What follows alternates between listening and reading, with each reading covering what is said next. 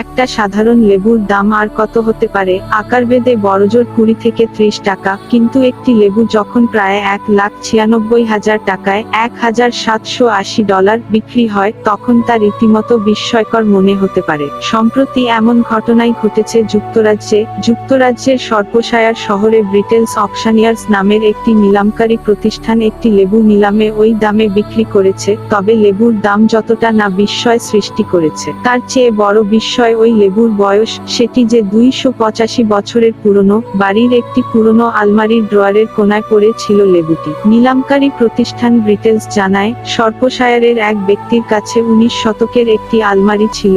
আলমারিটি ছিল তার প্রয়াত চাচার। পুরনো আলমারিটি নিলামে তোলার জন্য বিশেষজ্ঞ আলোকচিত্রী দিয়ে এর ছবি তুলছিলেন। এ সময় ওই আলমারির ড্রয়ারে একটি শুকনা লেবু দেখতে পান তারা। ব্রিটেলস থেকে আরও জানানো হয়, এ সময় ওই লেবুর গায়ে একটি বার্তা লেখা দেখতে পাওয়া যায়। তাতে লেখা ছিল, লেবুটি 1739 সালের 4 নভেম্বর নিপ্পি লু ফ্রাঞ্চিনির পক্ষ থেকে মিসি বাক্সটারকে দেওয়া হলো। অর্থাৎ তারা হিসাব করে দেখেন, লেবুটি অনেক দিন ধরেই আলমারির ড্রয়ারে পড়ে আছে। এরপর পরিবারের পক্ষ থেকে পুরনো ওই লেবু নিলামে তোলার সিদ্ধান্ত নেওয়া হয়। 285 বছরের পুরনো লেবুটি নিয়ে মানুষের মধ্যে আগ্রহও দেখা গেছে ব্যাপক। নিলামকারী প্রতিষ্ঠানের কর্মকর্তাদের অবাক করে নিলামে এটির দাম ওঠে $1,780, আর আলমারি নিয়ে মানুষের মধ্যে তেমন আগ্রহ দেখা যায়নি। ফলে এর দাম ওঠে $4,400 টাকা, $40 মাত্র।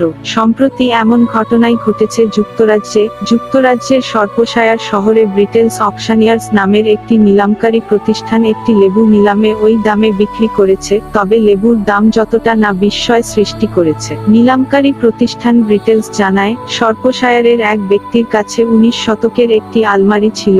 আলমারিটি ছিল তার প্রয়াত চাচার। পুরনো আলমারিটি নিলামে তোলার জন্য বিশেষজ্ঞ আলোকচিত্রী দিয়ে এর ছবি তুলছিলেন।